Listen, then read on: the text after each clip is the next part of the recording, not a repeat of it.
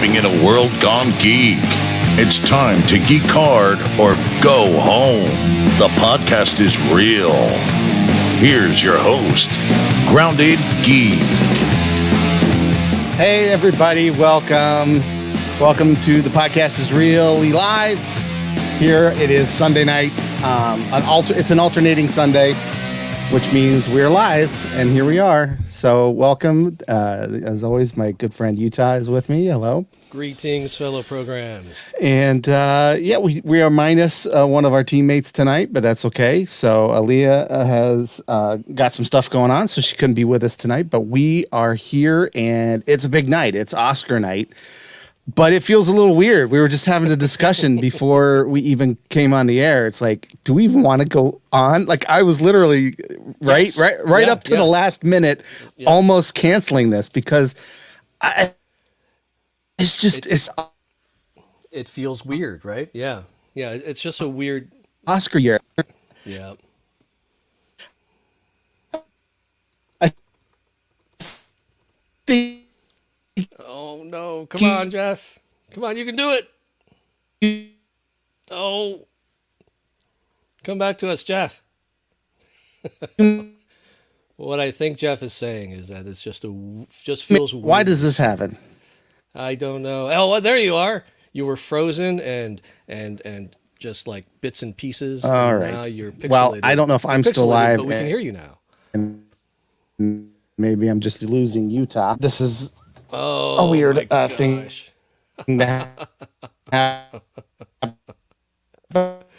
Oh no! I am totally. Let's see if we can get this working again. Oh my gosh! Okay, the audio sort of caught up there, but the video is still stuck, and now I can't hear you at all. Maybe it's telling us not to do this tonight. This wouldn't be a World Gone Geek podcast without technical issues, right? Right? Oh my gosh. Oh wait, are you back? Are you back? I think I am. I don't know what's happening. Oh no, wait, you're frozen again. Oh.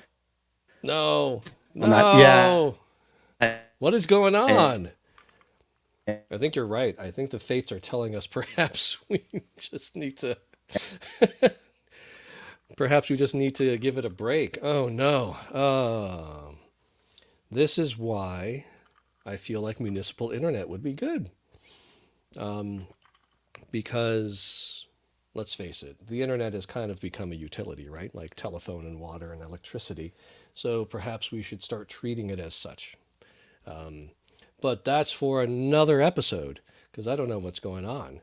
Is he back? Maybe? Maybe, okay. Well, so Jeff, you're right, Jeff. I agree. I think this year was a little odd. It's strange. The pandemic, has always messed things up. Are you here? Oh, again, sort of here. I honestly don't even know what's going out.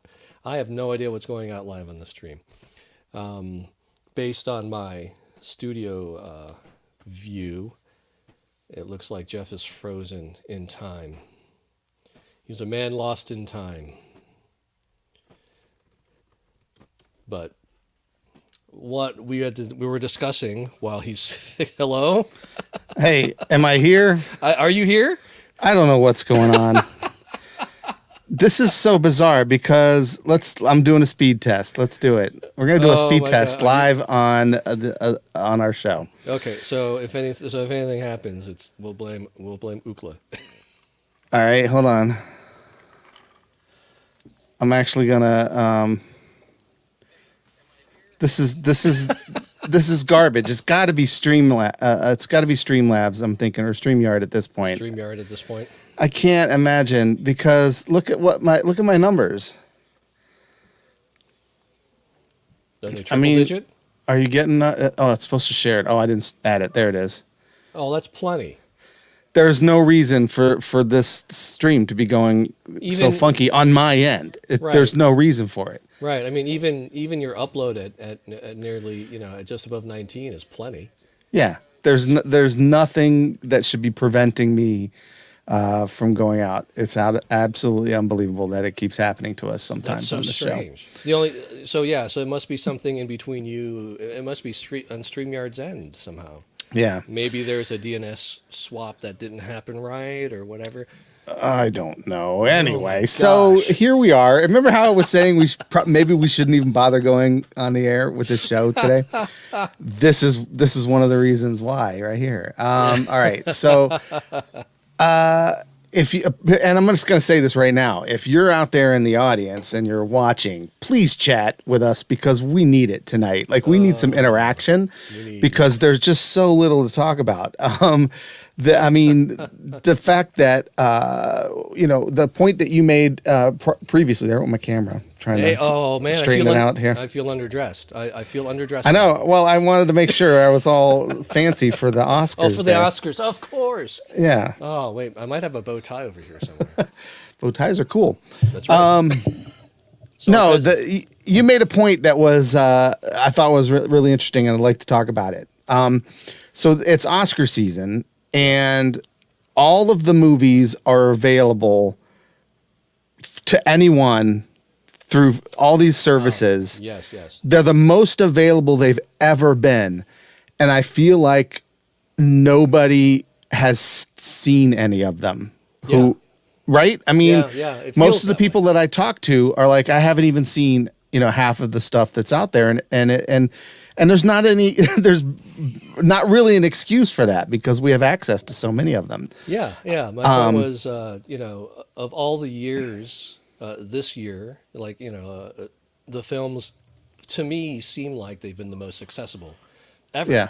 Especially, the more independent films, because now you don't just have to go to like one of those, Cedar Lee theaters or, independent theaters to go see them. Now you can see them at home, whether it be on a streaming service and even a rental. I mean, I think Minari is still a $20 rental, right? Right. That one's a little bit out there. Right. But you can see it from home.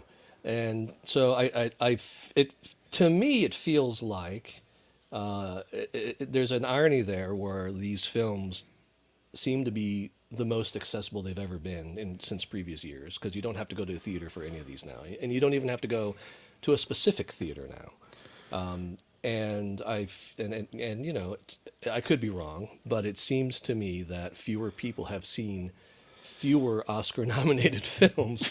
Fewer of the people that I normally would talk to about this. I'm sure the critics have seen it. Obviously, celebrities have seen their free screeners. Of course, right. Enough people have seen it in order to vote tonight and have an award ceremony. Yeah. But I mean, in terms of the general public, the mainstream public, it's already tough for the mainstream public to actually watch. I mean, every year people are like, "What are these movies? I've never even heard of them." Like for many of them, there's anywhere between 5 to 10 nominees, depending on what they decided the rules were each year. Exactly. And many times when people are on there and they're like, I'm only interested in like 2 of those, and that's typical, right? Yeah. But this year, it just feels even more so.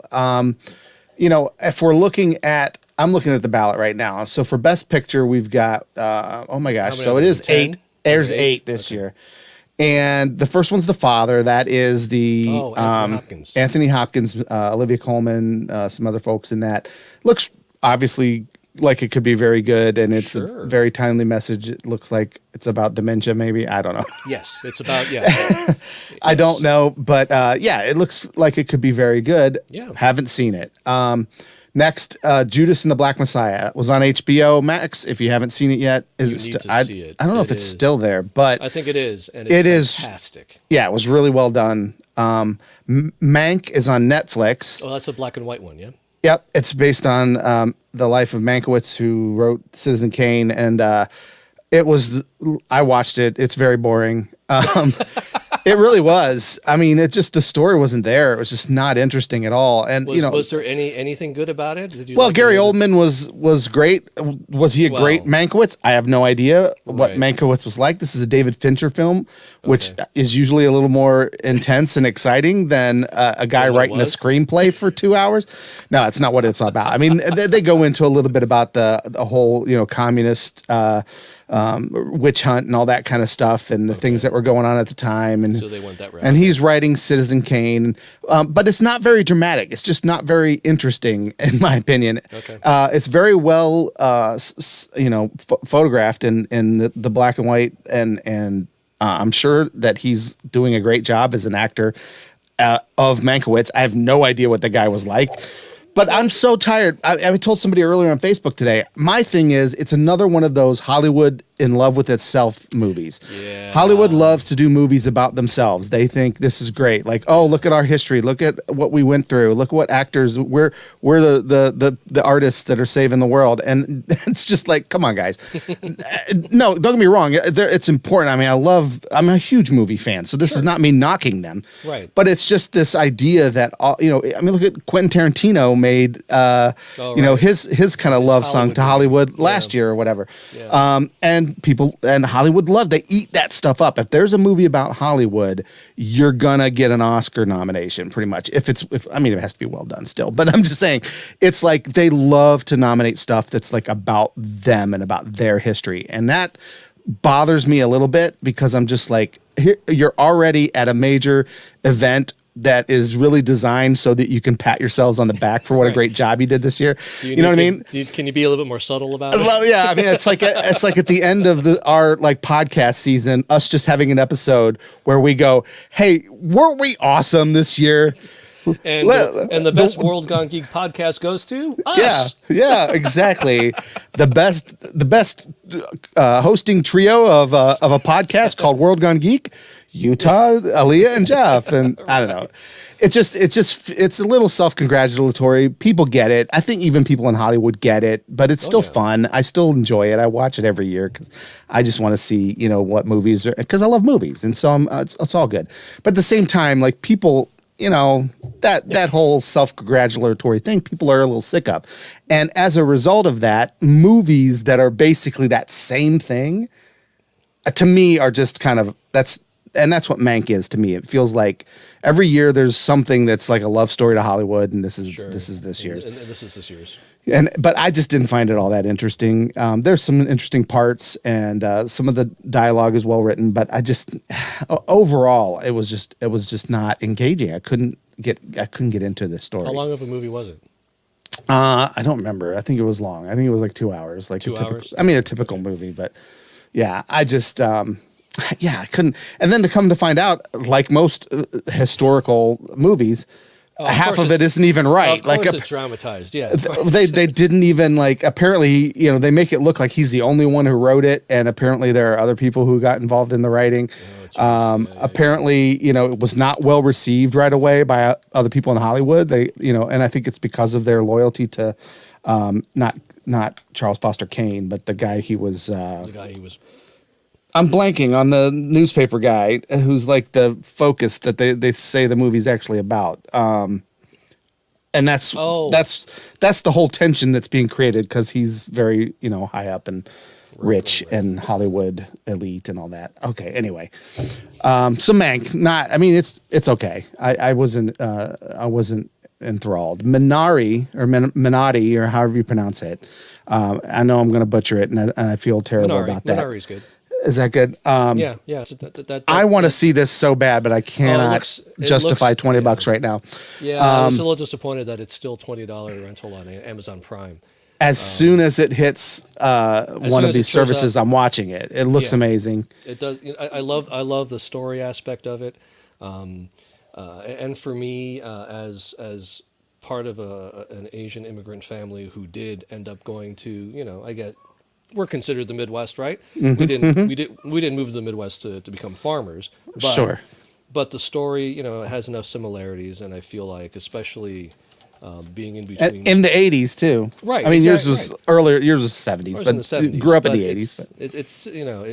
I think there are a lot of similarities that I feel empathetic about and sure. can relate to. So I definitely want to see it. Plus, I'm a big fan. I'm a big Stephen Yeun fan. So yeah, he's phenomenal. So yeah, I'm looking forward to that one. Every trailer gets me in the feels. Like I'm like, this absolutely. looks like it could be a really, really, really good like family movie. But no, haven't seen it yet. But it's getting a lot of buzz. Probably not as Best Picture, but maybe as I would like to see Steven get a win. A director or actor. There's a couple other areas, screenplay, that it's got some traction. It's an original I think screenplay, yeah. Yeah. Mm-hmm. Nomadland is on Hulu, so again, and it's free. I could totally see it. It's but I haven't yet. Right. But I want to. Frances McDormand is just she's amazing. Yeah, she's there's no. Great. I enjoy her in just about anything, and this movie looks like something that could be very interesting. Hold on a second. Because she plays a woman that like just quits her job and then goes across country in her van. Right. And I get the feeling, or somebody, I read something or I heard somebody saying in an interview, and this may have just been a description, right? It may not be an actual, may not be actually true, but someone described it as a documentary, but she is a fictional character that you experience the documentary through. Now, that could just be a good way to describe how the movie is done. Yeah. And that the rest of the characters are also actors. I don't know. So, but it's got me curious now, is because, so it could just be like a movie that really, really captures that life. Yeah. Or it could actually be something that they filmed as a documentary with her as a fake character living through this with these real people. I don't know. No idea. So take that as a grain of salt. I'm not a journalist when it comes to this. I'm just throwing out what I heard. Hey guys, we're just geeks, man. But if that is, even if that is just the lens and it's still actors, it still sounds interesting to me. That nomadic RV life. I mean, how many of us haven't talked about doing that in our retirement, like buying an RV when the kids are all move out and just kind of hit the road? You know what? Karen and I keep on threatening Simi, saying, hey, you know what? We're going to get an RV and just park it near wherever you end up living. Just follow her around. Yeah, so whoever your significant other is, just prepare them for that. That's too funny. Yeah, I don't know if I would do that, but that's great. Yeah, no, that's a good idea. But that, it is kind of cool though. You don't have to you don't have to get the house ready when the grandkids come over. You just pull up to their house. Just pull up under the street. You go in and enjoy the grandkids, and then you move on. You're just like, hey, I'm gonna head out. Just gonna make sure that the crapper's not full. So exactly. So Nomadland, very interesting. Now this next movie, I actually really, really want to see it, and it is on Prime. So therefore, I started to say free. Obviously, Prime is not free, but if you have Prime, Amazon Prime, you don't have to pay a rental fee. Correct. It's there, and that's Sound of Metal. That does look interesting. Riz Ahmed. Yes, he plays a drummer who is going deaf. Yeah, and he joins kind of this deaf community, and they're trying to help him kind of cope with this new world that he's going to have to live in, and I guess like his music is possibly going to change or not or go away, and he's concerned. I don't know. Sure, it looks like a very interesting story, but it's also it's like much of it is in sign language, which is fascinating to me. Which is incredible. And I just read a comment in a friend's Facebook post that he said if you watch it, you can watch it with subtitles, which means that you can see what they're signing. Cool. Because it'll tell you. Right. Or watch it without and experience the same confusion that he has at start. Oh, that's brilliant. So, it's kind of interesting. I can't wait to kind of take that in. That way, but that's very, very keen. I like that. And I wish I could tell you who said that, so I could give him credit. It was in a friend's post, and I've been looking. I'm looking for it in the background here, and I can't remember. No, but that's very, very cool. I hadn't even thought of it that way. But yeah. But the story sounds fascinating. The trailer, hooked me immediately with the emotions. I was like, oh wow, I'm sucked in. Same way Minari did. Yep. And I'm like, this is something I really want to see. And we just haven't. Again, that's why I have Prime.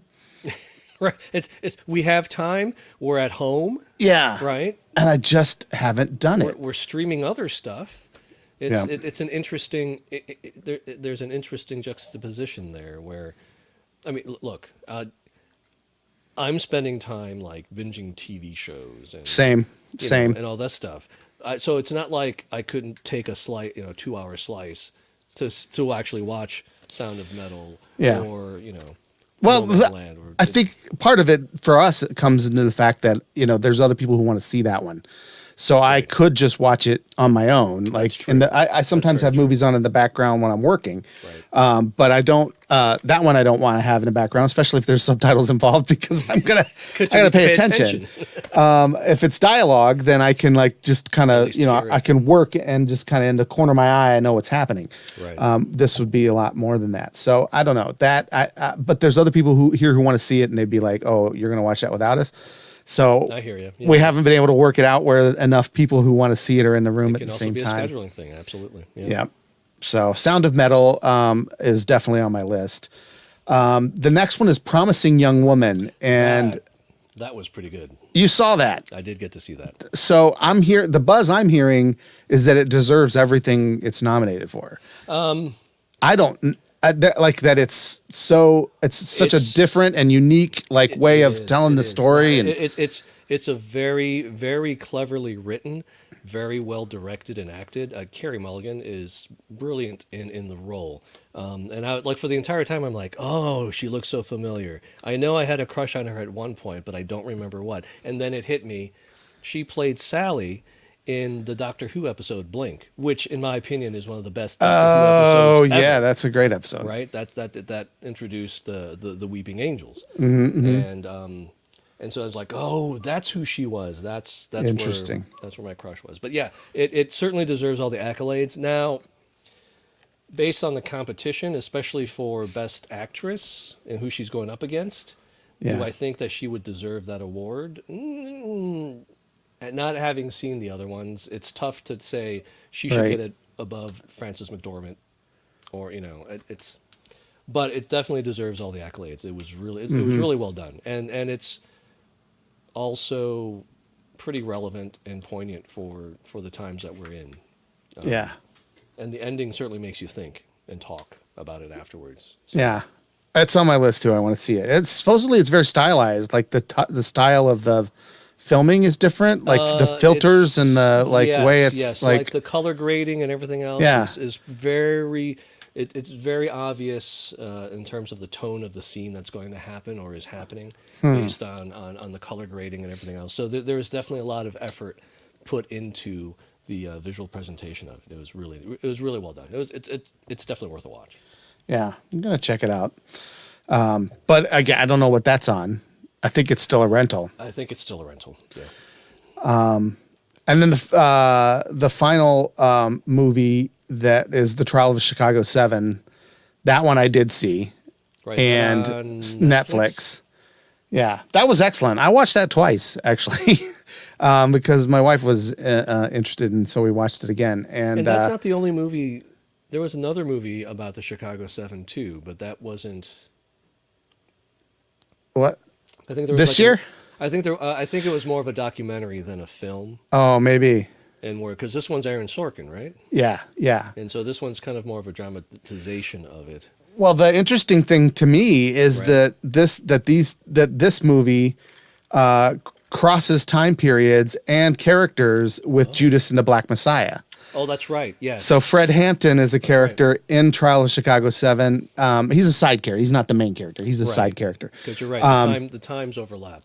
And during the trial is when he was assassinated. So that happens in both movies, and the effect on both is so that to me that was kind of interesting that I saw both of those and they both came out in the same year, and they both touch on that. I mean, again, that's not the subject of Trial of the Chicago 7, but but the event is relevant to what's happening in the movie. It's very interesting. But yeah, that one, I thought that movie was really good. But I like the way the dialogue and the acting, and it was I mean, it's standard courtroom fare like most other movies, so it's not super groundbreaking in that perspective. But And it's Aaron Sorkin. yeah, and so the dialogue is going to be snappy and interesting, and the actors who are in it are all excellent in their roles. They do a great job of like carrying that.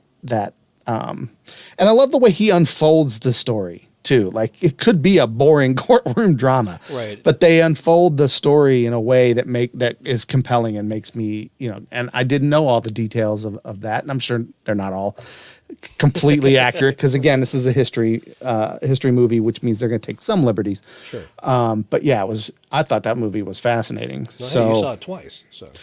Yeah, well, again, it was free, so anything's on Netflix, and somebody else wanted to see it, so I was like, okay, I'll check it out. Yeah, sure. I do want to jump back to Judas and the Black Messiah real quick because we barely talked about it there at the beginning. We both liked it a lot, and that was all we said. But since we mentioned it again here, what I also found interesting, it is up for best original screenplay also. Judas? Yeah. And I find it interesting that aren't the two actors best supporting actors?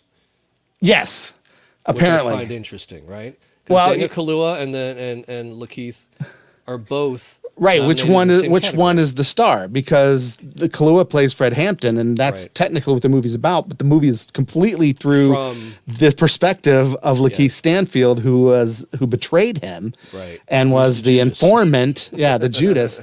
And so, how do you? Part of me wonders. I mean, I wish we could get like an interview, and there probably is one, but.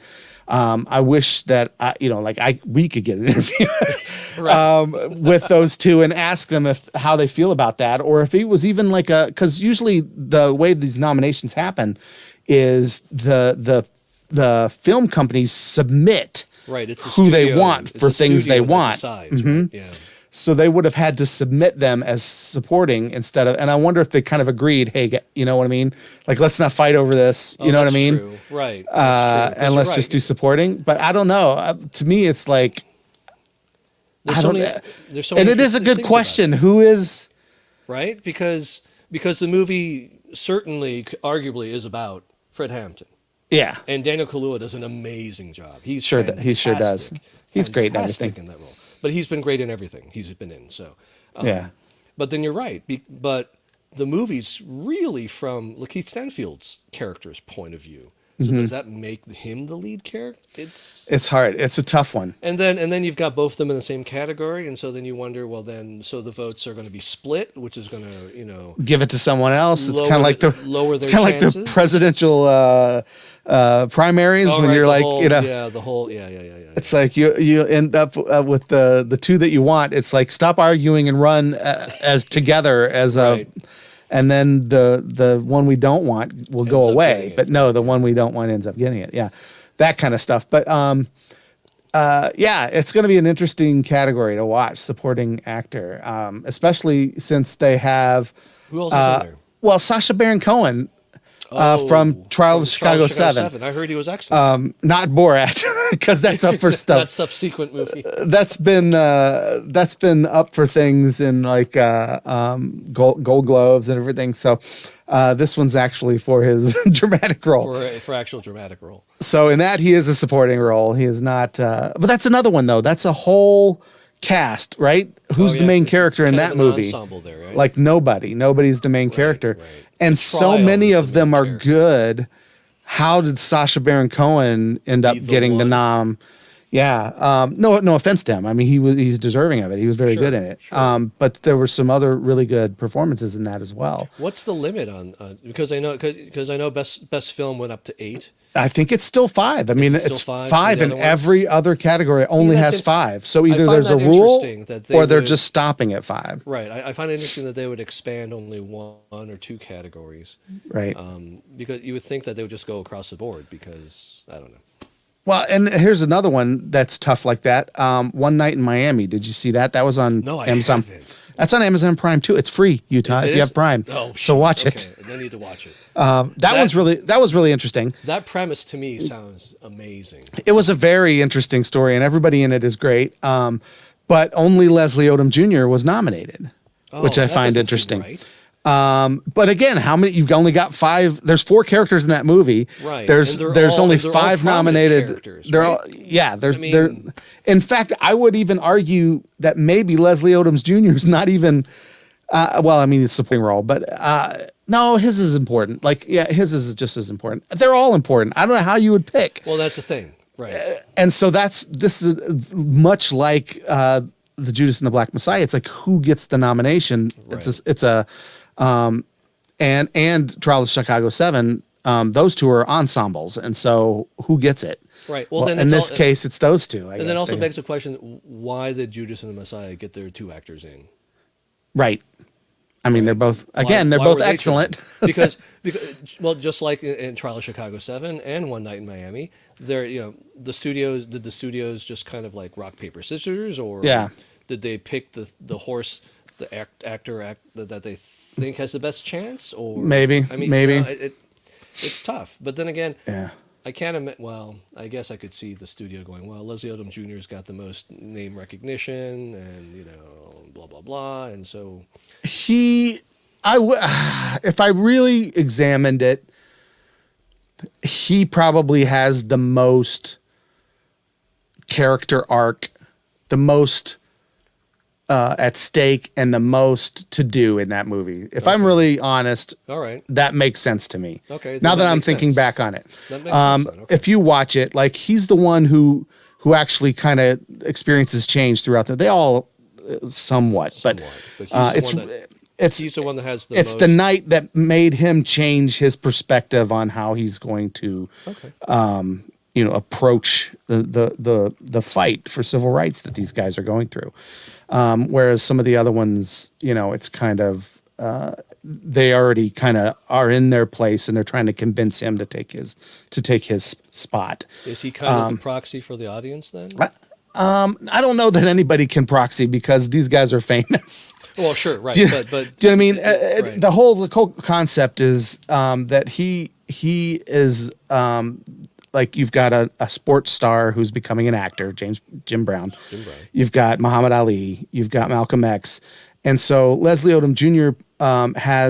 is the musician, and they're trying to convince him to sing songs that are going to make a difference, or try to use his platform to promote civil rights, not just dance for the white man or kind of thing. You know what I mean? Right, gotcha. And so he, is fighting. He's kind of struggling against that throughout the whole movie.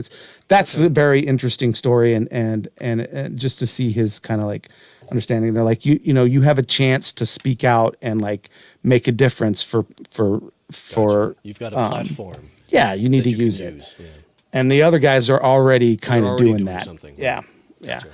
It was very interesting examining how Malcolm X was recruiting Muhammad Ali at the time into the Nation of Islam, and then when he announces that he's joined Nation of Islam, Malcolm X leaves, and that caused some consternation between those two apparently, because Malcolm X was the of course one that recruited him. Yeah, and because it was a win for the Nation of Islam to get a celebrity like Ali to be a part of their organization, and then he left the organization and decided to do other things for important reasons, and then very very possibly was killed by them. We don't know, right. We don't know exactly, sure. Don't know but. There's that's a very interesting story too. But yeah, I guess he and Muhammad Ali, there's some consternation about that. So it's a fascinating story. It's a piece of time, or like a picture of a piece of time, and it's fictionalized. Those guys didn't meet that night. They never met. Right? Or they might have met that night, but we don't know what happened. I don't know, something like that. Like they were all in Miami that night or something. We were not in the room where it happened. No, we weren't. But the point was to just kind of illustrate the struggle of these men in a period of time, and I thought it was fascinating. It was really really well done. I'm surprised it's not nominated for more than that. I was gonna say I'm surprised that it's not. Yeah, because it's not part of the Best Picture. No. Is Regina King nominated at all? Didn't she direct that, or was she just producer? She was a producer. Okay. I don't recall if she directed. That's a good question, but I know she was involved. I know she was definitely involved. Yeah. She came up a lot. Yeah, it's excellent. Check it out. I will. So, all right. So we kind of went through Best Picture. Let's kind of, kind of wrap up because in 15 minutes it's actually going to start, and I want to see who's going to win these categories. And Oh, it starts at 8? it's That's going to be early. more. It's going to be more than Isn't just. that early? Don't they usually start at like? I think it starts at 8. They're doing the red carpet right now, like over on the TV. It's so strange. Well, I'm so used to them like ending at like 12:30. So. Yeah. So, but let's talk about Best Actor, Best Actress. Those we talked a little bit about supporting the supporting men, obviously. So there's one other supporting. It's Paul Raci or Raci. I don't know how to pronounce his name, from Sound of Metal. So, and then the rest are all from the ones we just mentioned. Sure. His supporting roles for women is Maria Bokla. I can't pronounce her name. Bakalova from subsequent Borat movie film, which is hilarious to me. But I did see the movie. It's, you know what? It wasn't nearly as offensive as the first one, but it's still offensive. Don't get me wrong. Well, it wouldn't be Borat if it wasn't, no, right? But she is. Is she really good? Great. Yeah. So good for her Right. if this happens, because Well, yeah, she's going up against. I mean, come on, Glenn Close, Olivia Colman, Colman. and then Amanda Seyfried from Mank. She was in Mank. Again, a movie that she was good, but it's just, I feel like it's just a forgettable movie. So I want the grandma from Minari to win. yeah, I was watching the red carpet and I saw an interview with her, and she's the sweetest lady, and she's just so excited to be there. I do too. I would love to see her win this. It would be great. Because didn't she get the Golden Globe? Didn't she win something? She's won several of the awards. Yeah, like SAG and Golden Globe and all. Yeah, she's won a couple, and so but I've actually heard that Glenn Close is actually probably going to get overlooked again.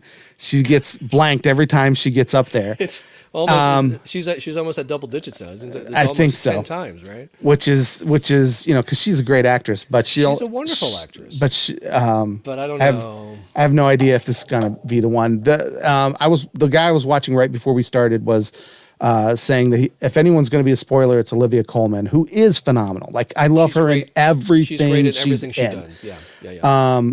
So but she's in The Father, again, a movie I've not seen, no idea how good it is or whatever. Right. But I know she's probably great in it.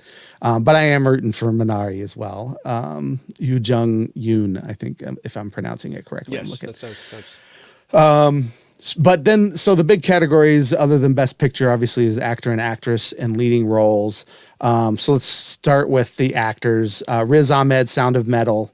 Anthony Hopkins, The Father. Gary Oldman from Mank. Again, love you, Gary, but it's just, just wasn't interesting. Not this year. And Stephen Yeun from Minari. Those are, I've left one out purposely because we're going to talk a little bit more about him. Of course. Yeah. But Stephen Yeun, I mean, from Walking Dead to an Oscar nomination here, I'm just loving this for him. That, right? I really, really am rooting for him. He plays Glenn, and he plays Glenn so well. Yeah. Like, I want this for him because I just want to see him succeed. But there's no way it's not going to Chadwick Boseman. I can't. Have you seen Ma Rainey's Black Bottom? No, I haven't, but I want to. Again, Netflix. It's free. Go check it out. Not free, but you have it, so it's free. It's free for Netflix. Dude, he is electrifying in that. That's what I've heard. I don't know that he's a leading role, though. It's one of those that has an ensemble again. Sure. And it's like, how do they decide? Right. But he is I've heard that he's fantastic. the powerhouse in that movie. Everybody in it is phenomenal. Right, but Viola he Davis is too, just, right? yeah. And she's nominated for actress, which we'll talk about in a second. But he is really good in it. And I don't see how even if he had going through chemo. I know. I mean, obviously I wish that he was alive to accept this award. But even if it wasn't posthumous, I don't think there's a question that he would win it this year. Like, this is happening. It's his role to lose. or his award to lose, I think it's his. I think he's going to get it regardless. It's not based on sympathy. No, I don't think so. It's strictly based on his performance. Now, again, I haven't seen Anthony Hopkins or Riz Ahmed in their roles, or Stephen Yeun for that matter. Right. But just, I mean, it's so memorable, his role, like how well, I mean, again, he's in a movie where Viola Davis is playing Ma Rainey, who is this just outlandish character, this bigger than life character. But his performance is all that sticks with me. He was so good in it. It's so great to hear. Yeah. So I think he's got it. And then I can't imagine anybody else winning it for so many reasons. Even, between everything I've heard about his performance, between his tragic early death, between when you think about what he was going through when he did it. And that amplifies it even more, right? The fact that even if you're not thinking about that, it's great. But when you put that in perspective, you're just like, oh my gosh, this guy is incredible, a real pro. Like he knows what it's just amazing. Yeah. So I feel I'm pulling for Stephen Yeun, but this was the wrong year for I think so. Yeah. How many times have we said stuff like that? It's just like, oh man, I really want so and so to win, but it's the year that Daniel Day-Lewis is doing something, or somebody. I felt like Tom Hanks is up again this year. Well, sorry. That Tommy Lee Jones won for The Fugitive. I'm like, that was dumb. Tommy Lee Jones shouldn't have won. Come on. We know that should have been Leo's first Oscar, but Tommy Lee Jones shouldn't have even been nominated. So, I mean, he's a good actor, but he was just being Tommy Lee Jones in that one. He wasn't. He's been so much better in so many other movies that he hasn't been nominated for. Right. And then he gets nominated for basically that, a role himself. That he's, basically it's Tommy Lee. So actresses, of course, Frances McDormand, we mentioned earlier, she's, obviously a front runner because she's amazing. Yes. Carrie Mulligan is a front runner because apparently people are just raving about this movie. She's pretty amazing in Promising Young Woman. Vanessa Kirby in Pieces of a Woman I've not seen or heard of. What's she from? I don't even know who she is. She played the most recent thing I've seen her in. There are two of them. One of them is she was in the last Mission Impossible as Max. I still haven't seen that. Right. I own it.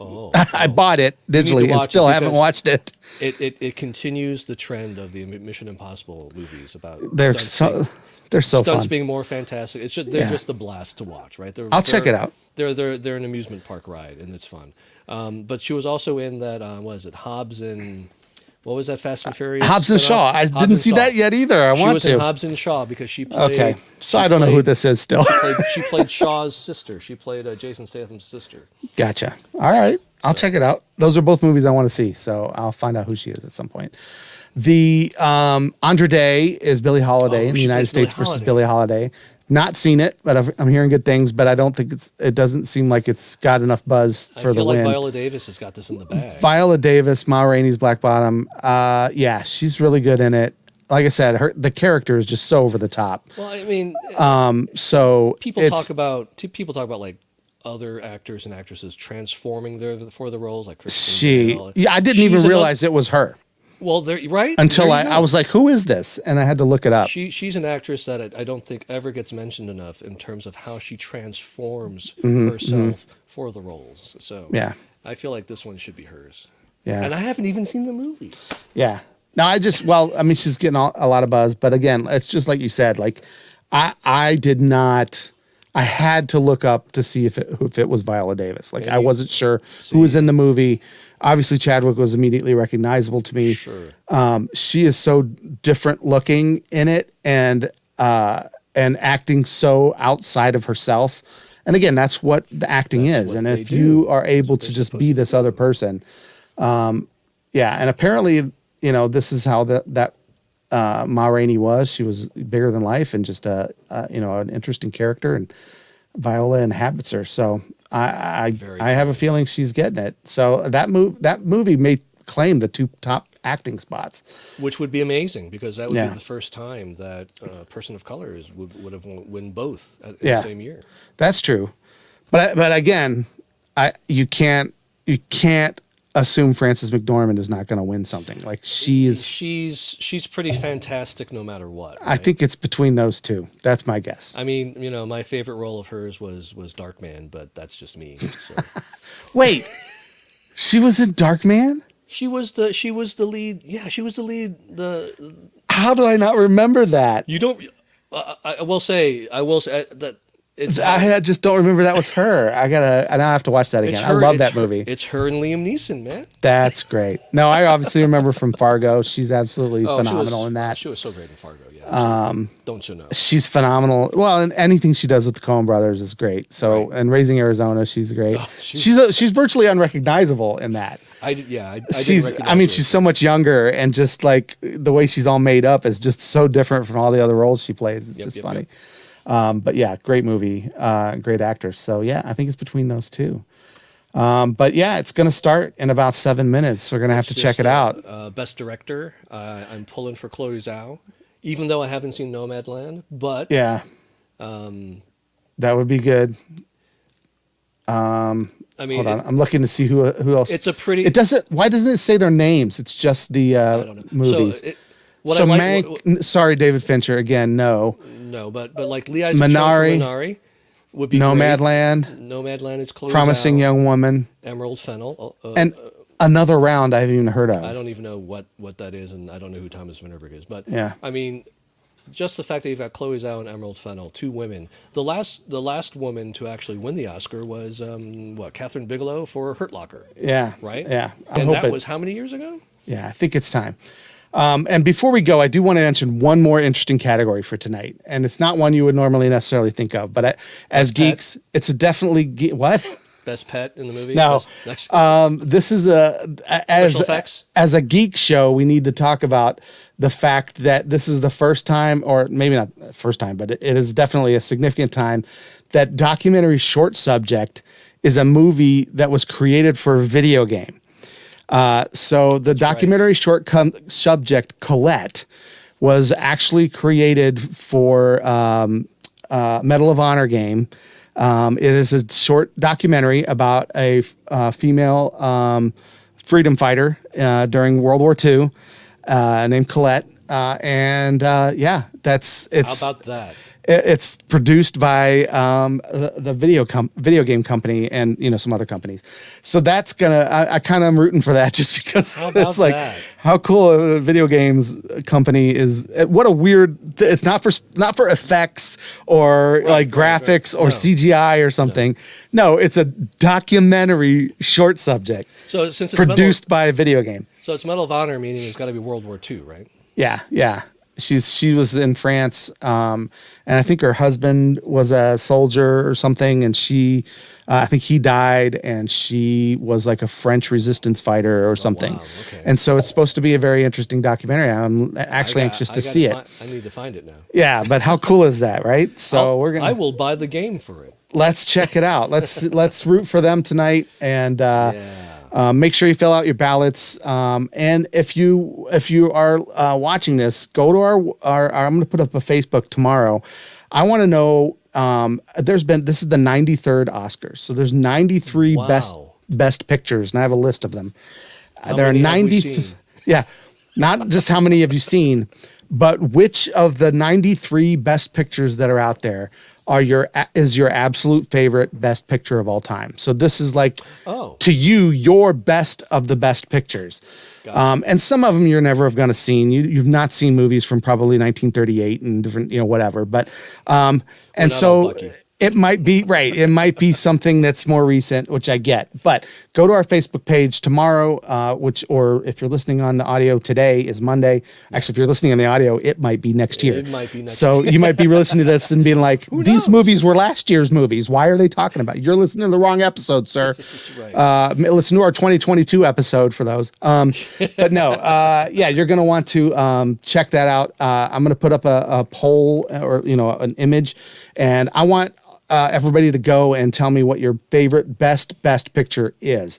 I'm actually considering doing a bracket, like a nice March like Madness March type Madness of situation, for best where we'll pit them up against them with the IMDb rankings from 1 to 93, and we'll pit the best versus the top based on IMDb. We'll seed them, and then we'll actually try to encourage people to vote, and then if people vote and do stuff, we'll give away some T-shirts and stickers and things like that to people who participate. So check that out on our Facebook, and we'll see you there. So facebook.com/WorldGoneGeek.